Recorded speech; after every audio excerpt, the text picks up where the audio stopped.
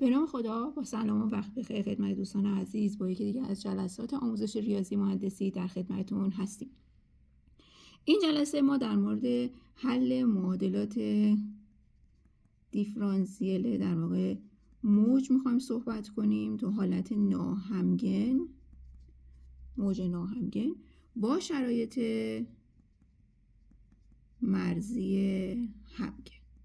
خب ما در ویدیو قبلی در مورد معادلات موج همگن صحبت کردیم با شرایط مرزی همگن. این بار میخوایم موج ناهمگن رو در نظر بگیریم. البته باز حالت کاملتری رو داریم که موجمون ناهمگن هست و شرایط مرزیمون هم ناهمگن هستش که انشالله اون رو در ویدیو بعدی در مورد اون صحبت خواهیم کرد.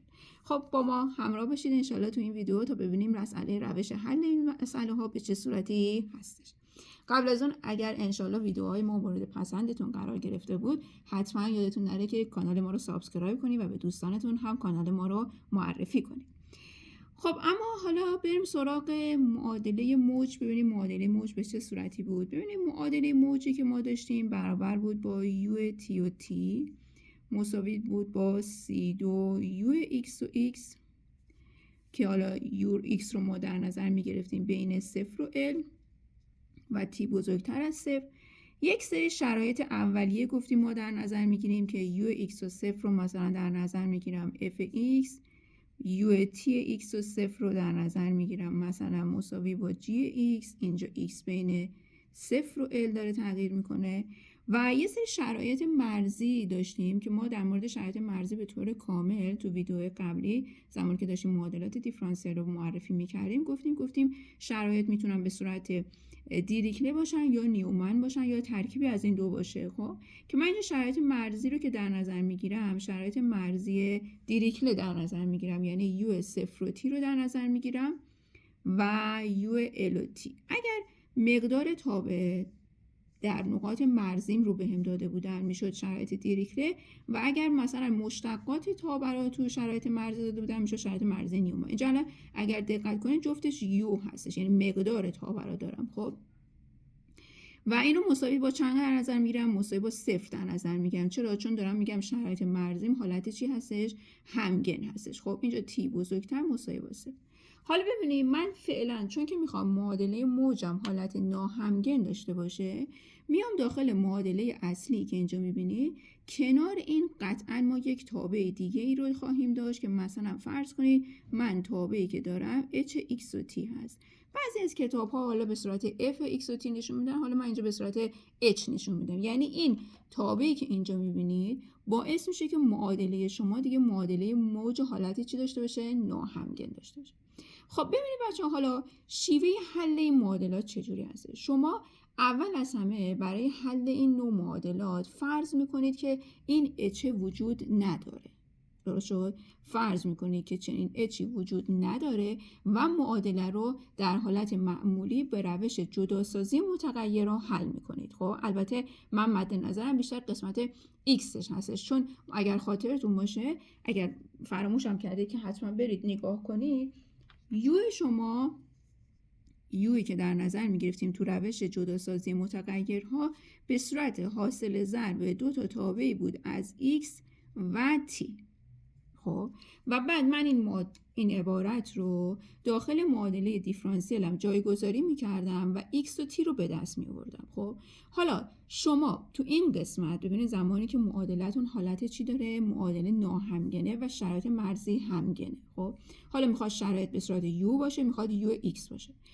اولین کاری که انجام میدید این قسمت hx و t رو حذف میکنید و به اصل روش جداسازی متغیرها شروع میکنید به حل کردن و قسمت x رو به دست میارید. من t رو فعلا کار ندارم و x رو به دست میارم. یعنی فرض کنید مثلا معادله شما ببینید قسمت x رو گفتم لازم دارم، یعنی شما میاد u t و t مساوی با c2 u x و x رو در نظر میگیرید با شرایط مرزی که بهتون داده شده. من فعلا شرط اولیه رو کار ندارم. هر شرط مرزی که اینجا بهتون دادن رو می‌نویسیم. مثلا من اینجا دارم u صفر و t مساوی با 0، u ال و t هم مساوی با 0. درست شد؟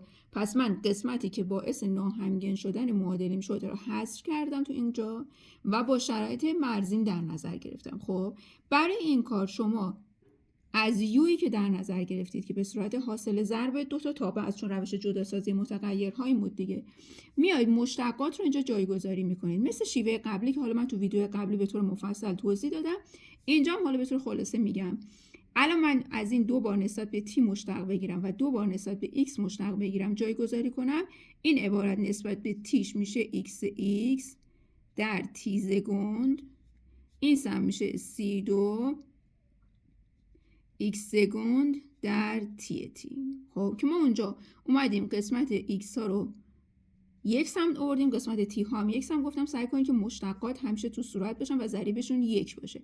یعنی من این مدلی می نویسم t سگوند تقسیم بر c2 t مساوی با x سگوند تقسیم بر x. خب و قرار بر این شدش که حالا این دوتا، یعنی ما یک سمت رو از t کردیم، یک سمت رو از x کردیم.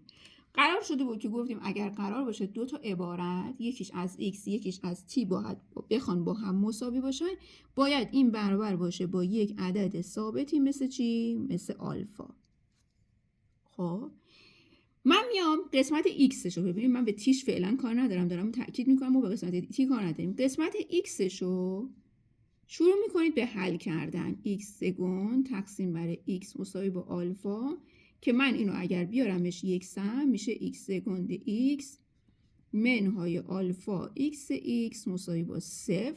خب یعنی شما این معادله دیفرانسیل رو دارید و از روی شرط u 0 و t مساوی با 0 نتیجه میگرفتم x 0 مساوی با 0 و از u l و t نبرم بالاتر u l و t مساوی با 0 نتیجه میگرفتم xl مساوی با 0. خب شما اگر اینا مشتقات باشن، یعنی u x اندیس x یعنی مشتق x داشته باشید x پریم میشه، اینم x پریم میشه. خب پس من برای این حالت فعلا تو این حالتی که من دارم مد نظرم هست معادله دیفرانسیل متناظرم برای x شد x سگوند x منهای آلفا x مساوی با 0 با شرایط x 0 مساوی با 0 و xl مساوی با 0 که من این رو توی قسمت معادلات دیفرانسیل موج همگن با شرایط مرزی همگن حلش کردم و xی که ما اونجا به دست آوردیم، البته xn هایی که هستن، شد مثلا یه ضرایبی مثل cn در سینوس n پی الوم x. خب من دیگه چون اینجا ویدیو خیلی طولانی میشه دیگه اینجا حلش نمی کنم. حتما برید به اون ویدیو که باز داخل توضیحاتم ویدیوشو میذارم نگاه کنید که x شما تو این حالت با توجه به شرایطی که داره، حالتهای مختلف رو ما بررسی میکنیم. برای آلفا رو یه بار بزرگتر از 0 گرفتیم، یه بار آلفا رو کوچکتر از 0 گرفتیم و یه بار آلفا رو مساوی با 0 در نظر گرفتیم.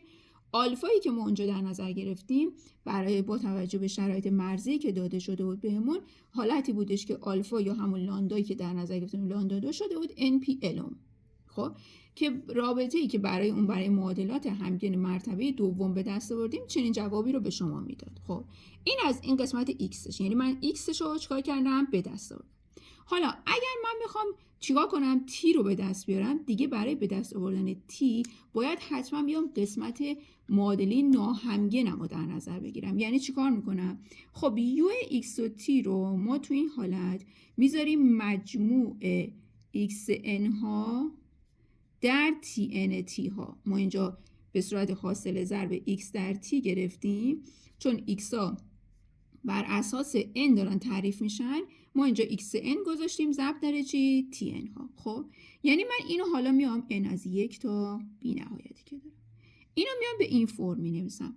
xn هم از این رابطه‌ای که به دست آوردم جایگذاری میکنم. این ضریب cn هم چون ضریب عددی هست میتونه بره داخل tn، یعنی اینو میتونم حذفش کنم. خب یعنی من این شکلی بنویسم tn t رو بذارم بمونه و برای xn فقط جمله سینوسش رو می نویسم. ضریب cn نیازی نیست نوشته بشه. چرا؟ چون داخل دوباره tn خودش به دست میاد. پس من اینو می نویسم سینوس n پی الوم x n از 1 تا بی نهایت. درست شد؟ پس ما xnی که به دست آورده بودیم از طریق قسمت همگنش میام اینجا جایگذاری میکنم و این u به دست میاد. حالا هدف ما پیدا کردن چی هستش؟ هدف پیدا کردن این تی هستش. چیکار میکنم؟ میام حالت ناهمگن معادله رو در نظر میگیرم. حالت ناهمگنش چی بود؟ یو تی و تی مساوی با سی دو یو ایکس و ایکس به اضافه اچ ایکس و تی یا اف ایکس و تی، هر تابعی که بهمون داده شده.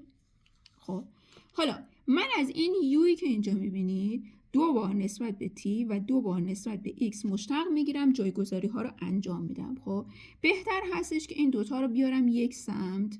حالا بعضی کتاب ها از اول یک سمت، یعنی من بنویسم یو تی و تی منهای سی دو یو x و x مساویه با h x و t.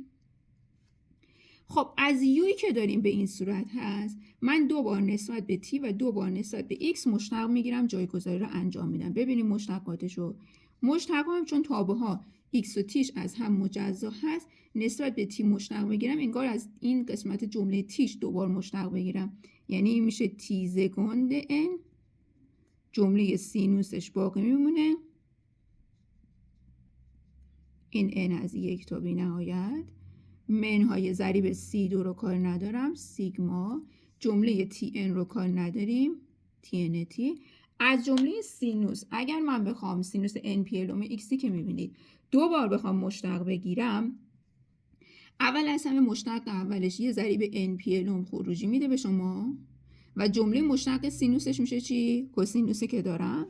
و اگر یه بار دیگه دوباره از جمله کوسینوسش مشتق بگیرم، باز ضریب یه ان پی ال اوم دیگه ظاهر میشه، پس اینا توان 2 میگیرن و مشتق اون کوسینوس چی میشه؟ منفی میشه. پس این منفی در منفی این جمله رو مثبت میکنه و دوباره یه سینوس ان پی ال اوم ایکس هم اینجا ظاهر میشه. خب n از 1 تا بی نهایت و سمت راستم هم چی دارم؟ h x و t رو هم دارم. خب حالا ببینید این دوتا سیگما جمله های سینوسشون مشترک هستش. من چیکار میکنم؟ دوتا سیگما رو یکی میکنم و سینوس هاشو فاکتور میگیرم. یعنی اینو این مدلی مینویسم، میشه t سکند n t به اضافه یه ضریب c2 از اینجا داریم، یه ضریب n2 p2 به روی l2 هم اینجا داریم با ضریب چی؟ tn. خب در چه جمله‌ای؟ در سینوس n پی ال اوم x رو دارم، n از 1 تا بی نهایت مساوی هستش با چی؟ h x و t که میبینید. خب حالا ببینید تو این حالت اگر دقت کنید انگار که این عبارتی که به شما داده شده تو این قسمت در واقع چی میشه؟ سری فوری سینوسی تابع h x و t هستش. درسته؟ تابع سری فوری سینوسی، البته سری فوری بر حسب چی؟ بر حسب x ها. سری فوری تابع سینوسی تابع h x و t هسته، سری فوری سینوسی. پس من میتونم این تیکه رو، این قسمتی که میبینید رو به عنوان ضرایبی از سری فوری سینوسی قرار بدم. خب یعنی چیکار کنم؟ این جمله رو بنویسم t سکند n t به اضافه مثلا c2 n2 p2 به روی l2. حالا میتونیم یه چیز ضریب اس گذاری هم کنیم که نخواهیم حالا تکرارش کنیم.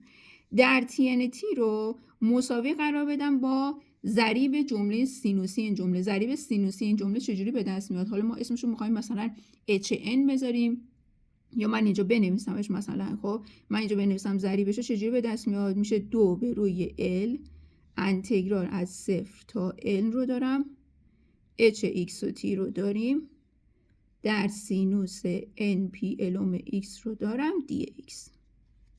خب این جمله در واقع همون ضریب چی هست؟ سینوسی این تابع هست، سینوسی ضریب فوری سینوسی در واقع. خب که حالا ما طریقه به دست آوردنش به این صورت بود، اینجا من همون جمله رو نوشتم. حالا اگر دقت کنید من اینو بخوام حسابش کنم، این یک معادله دیفرانسیل خطی مرتبه دوم ناهمگن هستش. درسته؟ خطی مرتبه دوم ناهمگن هست. خب اگر خاطرتون باشه تو درس معادلات دیفرانسیل ما برای به دست آوردن اینا چیکار میکردیم؟ اول قسمت همگنش رو به دست می آوردیم و بعد قسمت ناهمگنش رو از طریق روش مثلا ضرایب نامعین، روش تغییر پارامترها یا روش‌های دیگه به دست می آوردیم. خب چرا؟ چون این جمله سمت راست باعث شده که معادله من دیگه از حالت همگنی خارج بشه و حالت چی داشته باشه؟ ناهمگنی داشته باشه. خب من میام اول قسمت همگنش رو حساب میکنم. خب قسمت همگنش چجوری بود؟ مثلا فرض کنیم ما معادلم رو بر حسب مثلا آلفا بنویسم. خب میشه آلفا 2 به اضافه C2 N2 P2 به روی L2 مساوی با 0 هستش که از اینجا آلفا 2 میشه منفی C2 N2 P2 به روی L2 و از اینجا آلفا چی میشه؟ چون همه اینا مثبتن و یه ضریب منفی داره پس به حالت اعداد مختلف خارج میشه، یعنی میشه مثبت و منفی جذر همه اینها CNP چی رو دارم؟ یه آی رو دارم. خب و قسمت تو این حالت جواب معادله شما، جواب TN تون به این صورت به دست میاد. TNT مساوی میشه مثلا یه آنی دارم، یه ضریبه در میاد در چی؟ کوسینوس این جمله یعنی کوسینوس CNP الومه و معادله بر حسب تی رو میذارم به اضافه یه بی اینی داریم در سینوس CNP الوم تی رو دارم. خب این قسمت چی شد؟ قسمت همگن معادله شد. به اضافه یه چی باید بکنم؟ جواب معادلات دیفرانسیلیمون به صورت حاصل جمع قسمت همگن هست که از این طریق به دست اومد، به اضافه یه جواب خصوصی هستش که اینجا مثلا فرض کنید جواب خصوصی این رو من با این نماد نشون بدم، TN استار نشون بدم. خب این جواب چی هستش؟ جواب خصوصی هستش که حالا ما توی مثال توضیح میدیم که حالا مثلا توی یه مثال حل میکنم جواب خصوصی معادله چجوری به دست میاد. خب حالا من اینا رو قرار هستش که چیکار کنم؟ جایگذاری میکنم داخل جواب معادله‌ام که به این فرمی که گفته بودیم نوشته بودیم، یعنی من TN ها رو اینجا ضرب میکنم در سینوس ها. حالا هدف مرحله بعدی چیه؟ هدف مرحله بعدی اینه که این AN و BN رو به عنوان ضرایب مجهول هستم محاسبهشون کنم. خب ما اینجا بنویسیمش U، ببخشید U X و T گفته بودیم به صورت حاصل جمع TN ها در سینوس NP الوم X بود. بچه ها اگر تا اینجا یه وقتی سوالی پیش اومد حتما داخل کامنت ها برامون بنویسید، یا نظر، پیشنهاد، انتقادی داری خوشحال میشیم که داخل کامنت ها بنویسید. اگر ویدیو رو دوست داشتید لایک فراموش نشه. خب من TN رو اینجا جایگذاری میکنم. TN رو به دست آورده بودم AN در کوسینوس CNP الوم T BNش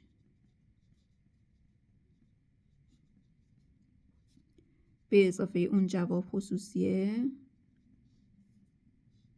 در چی داشتیم؟ سینوس NP الوم X رو داشتم N از 1 تا بی نهایت.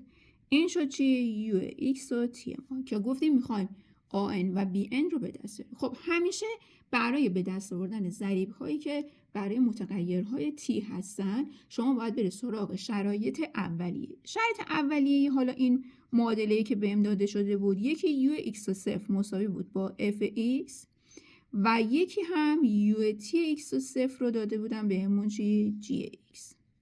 خب یعنی من تو این رابطه میام به جای تی ها 0 رو جایگذاری میکنم، به جای تی ها 0 رو جایگذاری میکنم.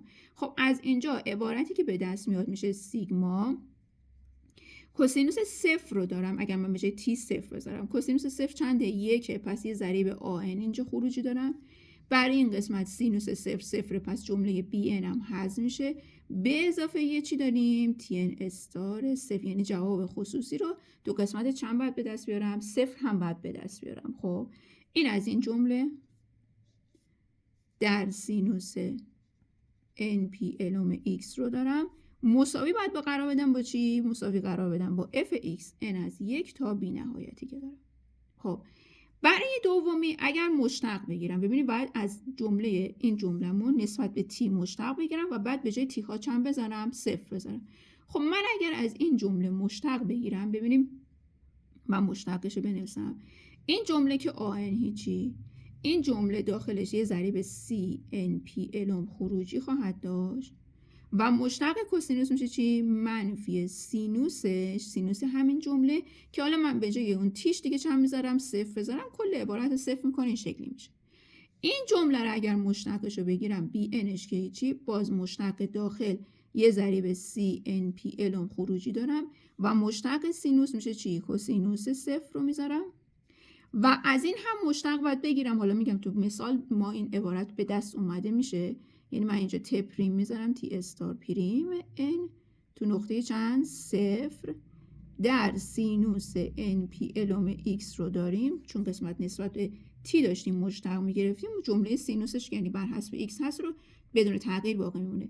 باید مساوی با چی قرار بدم؟ مساوی قرار بدم با جی ایکس. حالا من چون دیگه اینجا لازم نداریم اینو بیارم این ورتر، مساوی با جی ایکس قرار میدم. خب حالا ببینید میخوایم مقدارها رو به دست بیاریم دیگه. من اینجا برای این دومی اگر نگاه کنه این سینوس باعث میشه حذف بشه و این کوسینوس صفر چنده؟ 1. خب ببینید از عبارت اولی که اینجا دارید نگاه میکنید به این میگه که این سری فوریه سینوسی چه تابعی هست؟ تابع اف ایکس هستش. پس ضریب جمله سینوس هم باید برابر بشه با ضریبی که از طریق سری فوریه سینوسی به دست میاد. ضریب چجوری به دست میومد؟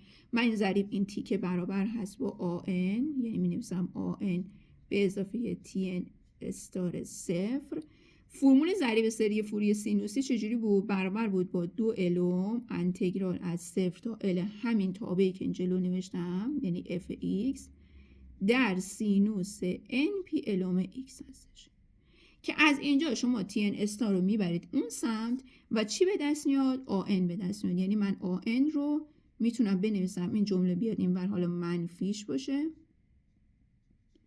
به اضافه این 2 الومی که داریم انتگرال از 0 تا ال اف ایکس در سینوس ان پی الوم ایکس دی ایکس. بخش من اینجا دی ایکسش هم اینجا فراموش کردم. خب یعنی آن ها طبق این فرمول به دست میاد.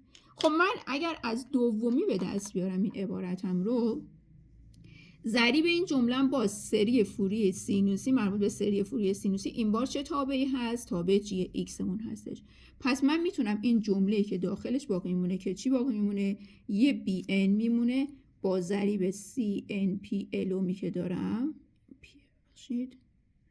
به اضافه ت پریم استاری که داشتیم، مشتق تی استار است تو نقطه صفر، مساوی باشه باز دوباره همین فرمول هست، 2 الوم هست انتگرال از 0 تا ال، اما دیگه من تابم اینجا تابع جی ایکس هست، یعنی می نویسم جی ایکس در سینوس ان پی الوم ایکس دی ایکس. بخشه یکم بچه‌ها تو هم دیگه شد. خب که اگر در کل من این عبارت ها رو ببرم مثلا، یعنی بی ان رو مثل یک مجهول ببینم اینجا، بی ان رو میتونم به دست راحت به دست بیارم. بی ان چجوری میشه؟ این قسمت میره اون سمت، یعنی میشه منفی این عبارت به اضافه 2 الومش انتگرال از 0 تا ال جی ایکس سینوس ان پی الوم ایکس دی ایکس و بعد همه اینها باید تقسیم بر ضریب بی ان بشه دیگه، که این تقسیم انجام بدم ضریب این معکوس میشه، یعنی میشه ال به روی سی ان پی برابر این عبارت میشه. پس توی این حالت ما آن و بی ان رو به دست آوردیم، جایگذاری میشن داخل این عبارت هایی که اینجا میبینید و جواب معادله دیفرانسیلتون خیلی راحت به دست میاد. خب ببینید من یک مثال ساده بگم که ببینید نحوه کار چجوری هستش و ویدیومون رو تموم کنیم. خب بذارید من بیام این پایین تر مثالمون رو ببینم که چجوری بود. ببینید فرض کنید مثلا معادله‌ای که به ما داده شده چنین معادله‌ای باشه. یو تی و تی، من دیگه این بار می نویسم یو ایکس سی شو بردم این بار، مساوی باشه با تی.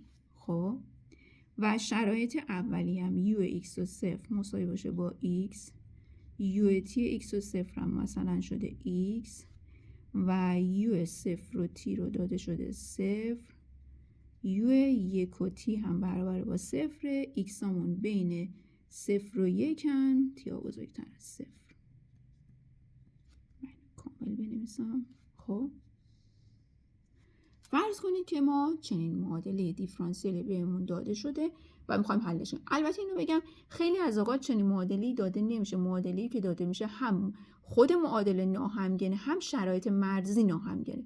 اما از اونجایی که اگر قرار باشه معادله هم خودش ناهمگن باشه و هم شرایط مرزیش ناهمگن باشه که تو ویدیو بعدی در مورد صحبت میکنیم، اون معادله حتما توی یه بخشش تبدیل میشه به چنین معادلاتی، یعنی حالتی که معادله ناهمگنه اما شرایط مرزی چیه؟ همگنه. به خاطر همین من اول شیوه حل این معادلات رو گفتم که بلد باشید.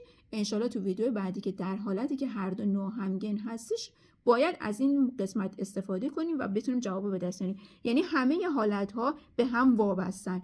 الان اگر دقت کنید این قسمت به چی هم وابسته بود؟ به حالتی که معادله همگنه و شرایط مرزی همگن. بعد ما میریم یه گام جلوتر، ناهمگن، دوباره یه پله پله باید برگردیم به عقب. خب ببینید پس من این معادله به این صورت شده. خب جواب این معادله رو اگر دقت کرده باشید، خب ما چجوری نوشتیم؟ گفتیم که تو این حالت اگر ببینیم من این u x و t، خب فقط من اول u x و t رو بنویسم، به جواب برابر شده بود با سیگما an در کوسینوس cnp الوم t به اضافه bn در سینوس cnp الوم t به اضافه اون tn استاره، خب در سینوس np الوم x. خب من حالا الم رو میگم چنده. الم با توجه به اینکه x بین 0 و 1 هستش، l برابر با 1 هست تو این رابطه هامون، یعنی l رو 1 میذارم. مقدار c هم که اگر c2 یعنی ضریب u x و x هست که c2 اینجا چنده؟ c2 برابر با 1 هست، پس c برابر با 1. پس من تو این رابطه هایی که میبینید مقدار c ها رو 1 میذارم، مقدار l ها رو هم چند میذاریم؟ 1 میذاریم. خب قبل از اینکه من برم سراغ به دست آوردن an و bn طبق اون فرمول هایی که گفتیم، من اول باید این جواب خصوصی هرم چیکار کنم؟ جواب خصوصی هرم به دست بیارم. جواب خصوصی چجوری بود؟ فرمولش این بود که ما برای به دست آوردن جواب خصوصی، ببینید من برم تو قبلی رو بیارم یه لحظه. اینجا رو ببینید جواب خصوصی ما چنین عبارتی رو اینجا می نوشتیم، باید مساوی قرار میدم با این قسمت، خب که از جواب خصوصی از این طریق به دست میومد. خب من اگر این بذارم اینجا بمونه، نگاه کنید. خب من اینو بنویسمش. معادله ما اینجا تو این مثال این مدلی میشه تی زگند ان تی، سی و ال که یکن حذف میشن هیچی، میمونه n2 p2 تی مساوی میشه با این عبارتی که اینجا دارم، 2 به روی l که دوباره 1 از 0 تا 1. h x و t شما، h همون تابعی هست که باعث شده معادله شما ناهمگن بشه. کدوم تابع هستش؟ این تابع. یعنی t که اینجا میبینید نقش چی رو داره؟ اون h x و t رو داره که گفتم. خب پس h x و t برابر با چند شد؟ برابر با t شد. پس من توی این فرمولی که اینجا میبینیم، توی این فرمولی که اینجا دارم جایگذاری میکنم، h x و t رو چند میذارم؟ t میذارم. پس میشه انتگرال از 0 تا 1 t رو دارم. کنارش هم چی داریم؟ یه سینوس np الوم داریم دیگه، سینوس np الوم x. خب پس میشه در سینوس المونم که چون یکه دیگه می‌نویسم سینوس npx dx رو دارم. خب حالا کاری که شما انجام میدید این انتگرال رو باید حساب کنید تا ما میتونم جواب خصوصی رو به دست بیارم. جواب قسمتش یعنی این تیکش که ظاهر همین بود، فقط هدف ما از این معادله به دست آوردن جواب خصوصی است. خب ببینید جواب خصوصی چجوری به دست میاد. من این اول انتگرالش رو به دست میارم با توجه به اینکه t وابسته به x نیست، این خارج میشه، یعنی میشه 2t و این انتگرال میشه ضریبش میشه 1 به روی np، البته منفیش در کوسینوس npx رو دارم از 0 تا چند؟ از 0 تا 1. معادلمون هم سمت چپش خود همین هستش.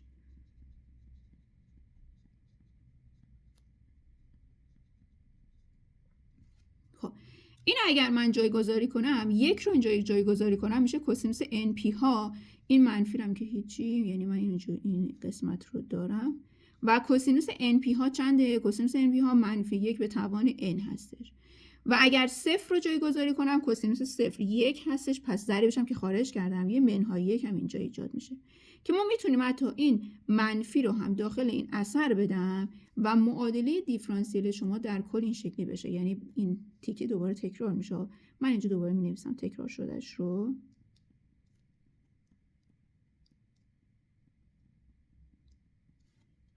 این منفی رو داخلش اثر بدم میشه 2t به روی np در منفی 1 اولی میشه توانش n به اضافه 1. این هم میشه منفی در منفی مثبت 1.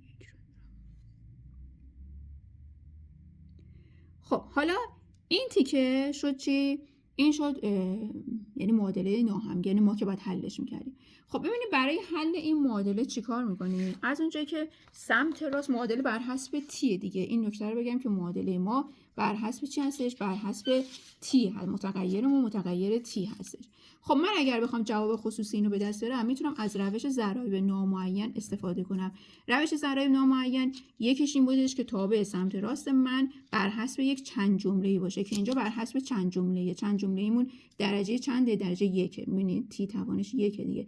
برای چند جمله‌های درجه 1 ما چجوری به دست می‌آوردیم قسمت در واقع جواب خصوصیشو؟ من جواب خصوصیشو اینجا با تی نشون میدیم دیگه، تی ان استار بود. جواب خصوصیش چجوری به دست میومد؟ میشد چون چند جمله‌ای بر حسب تی هستش، من یک چند جمله‌ای بر حسب تی می‌نویسم اما درجه اول. اینجا نگاه کنید درجه اول. یعنی من می‌نویسم مثلا آتی به اضافه بی، با اون آ و بی اون بالا فعلا اشتباه نکنید، یا آ به اضافه بی تی فرق نمی‌کنه. آتی به اضافه بی درجه اول هستش و چون صفر، ببینید چون اینجا باید یه ریشه معادل مفسرم نگاه می‌کردیم دیگه، چون اینجا این ریشه این اصلا صفر نیستش پس این ضریب نداره. خب یعنی ما فقط جواب خصوصیمون میشه آتی به اضافه بی. حالا من برای اینکه این آ و بی رو به دست بیارم باید از این دو بار مشتق بگیرم بذارم داخل معادله دیفرانسیل.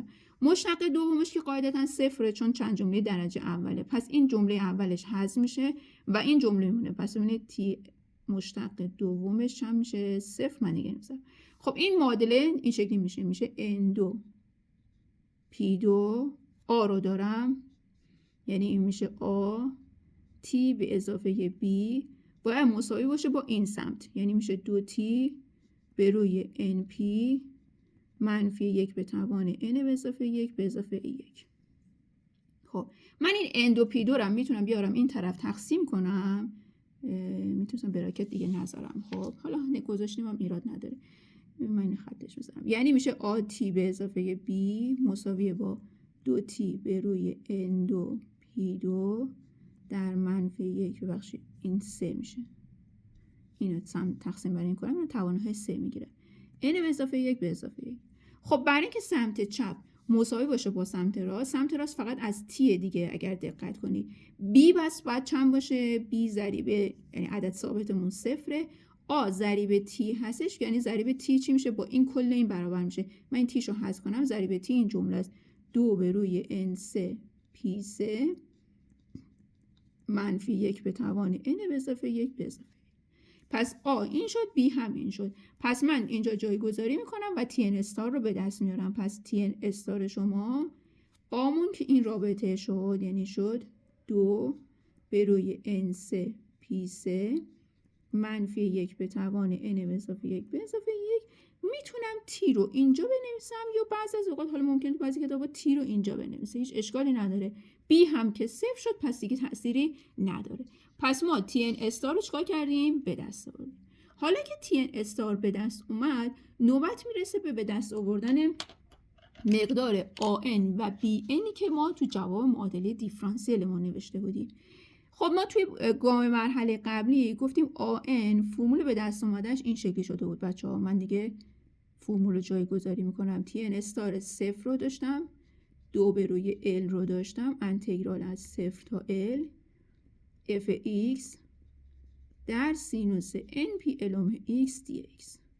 خب این فرمول به دست آوردن آن بود و اف ایکسمون چی بود بچه‌ها؟ اف ایکسمون تابع سمت راستمون تو شرایط اولیه از من اینو بیارم که اگر دقت کنید من این فراموش کردم این اچمون بود، این اف ایکسمون هست و این جی ایکسمون هست. یعنی تو این مثال فعلا اف و جی هر جفتشون چی هستن؟ ایکس هستن. خب پس ما تو رابطه آن و بی انمون اف و جی رو هر جفتش رو چند میذاریم؟ ایکس میذاریم. خب من جایگذاری رو انجام میدم. tn استار 0 یعنی من تو این رابطه به جای t چند بذارم؟ 0 بذارم که قاعدتا اگر 0 بذاریم حاصل این عبارت چنده؟ 0. پس an برابر میشه با جمله اول شد 0 2 به روی لمون که گفتیم تو این مثال 1 از 0 تا 1 fx گفتیم x هست در سینوس np لمون هم 1 npx tx رو دارم که از اینجا خیلی راحت و یک انتگرال جزء به جزء هست که از روش جدولی حلش میکنم. x رو میذارم این ور، سینوس npx رو میذارم این سمت. این چرا یک گذاشتم اینجا؟ این یک، این 0 این 1 به روی np کوسینوس npx. خیلی ویدیومون طولانی شد، فکر نمی‌کردم تا انقدر برسه. این منفی امیدوارم تا مرحله آخرش با ما همراه بوده باشید و وسطای راه ول نکرده باشید. خب اینو جایگذاری میکنم دیگه، میشه 2 مثبت در منفی 1 به روی np x در کوسینوس npx منفی در منفی مثبت 1 به روی n2 p2 سینوس npx. محدودمون از 0 تا 1 هستش که اگر جایگذاری کنم خب کوسینوس np ها که میشه بخشی به جای x هم قراره 1 بذاریم دیگه، میشه منفی 1 به روی np یه منفی 1 به توان n از اینجا ظاهر میشه. سینوس np ها 0 دیگه من نمی‌نویسم، ببخشید معلوم نبود. 0 بذارم جمله اول چون x داره 0 میشه، جمله دوم به خاطر سینوس 0 پس این کلا حذف میشه. یعنی آن شما مقدارش رو چند؟ 2 به روی np این منفی رو داخل این اثر میدم منفی 1 به توان n به اضافه 1. خب این حالت آن مون بود خب که ما به دست آوردیم. حالت bn من فرمولش اینجا می نویسم. bn مون شده بود 1 به روی cnp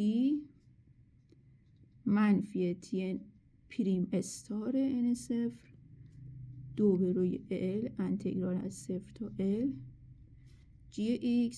بچه ها فکر میکنم که حالا توی داخل امتحاناتتون نمیدونم اساتیدتون چجوری میگن، فرمول بهتون میدن یا قرار مثلا میگم یک مسئله مثال عدد. فکر میکنم مثالی که به شما داده میشه شیوه حلش به طور کامل باید از اون طریقی که من گفتم دونه بدونه بنویسید، آن ها و بی ان ها به دست بیاد، یعنی فرمول کلیش بر اساس فرمول کلیش و بعد اف و جی ها رو جایگذاری کنید چون قرار نیست که شما فرمولی حفظ کنید. یعنی شما باید انگار به جای مسئله اولی که من شروع کردم به حل کردن با اف و جی، با همین اف و جی که اینجا داده شده یعنی x و x شروع کنید به حل کردن. قانون کلی اینه. خب ت پریم اس ان من قراره از این مشتق بگیرم. خب قاعدتا مشتق این چی میشه؟ همین هست با ضریب تی چون مشتقش یکه دیگه، یعنی کلا ت پریم همینه بدون تیش و اگر صفرم بذارم که قاعدتا همون عدد ثابت ظاهر میشه. یعنی bn میشه 1 به روی c که 1 بود میشه np. همون جمله رو من عیناً باید اینجا بنویسم p3 منفی 1 به توان n به اضافه 1 به اضافه 1. این جمله کامل نوشته میشه به اضافه 2 به روی l مون که 1 2 از 0 تا 1 gx مون که x بود در سینوس npx dx. خب این انتگرال هم ما بالا حلش کردیم دیگه، دقیقا همون تیکه مربوط به آن بود دیگه، همین انتگرال بود دیگه چون fx مون با gx مون برابر بود، همین انتگرال بالا حل شد. یعنی من اینو کامل میتونم این شکلی بنویسمش در کل 1 به روی np. البته اینم یه 2 به روی np داشت که این اگر داخل ضرب کنم اولی مثلا میشه 2 به روی np n4 مثلا p4 منفی رم داخل این اثر بدم اولی میشه منفی 1 به توان n منهای 1. این ضریبش این انتگرال همین هستش و این انتگرال جوابش اینه که در این جمله هم ضرب بشه میشه 2 به روی n2 p2 منفی 1 به توان n به اضافه 1. این هم میشه چی؟ bn. درست شد؟ پس چقدر طولانی شد زمان.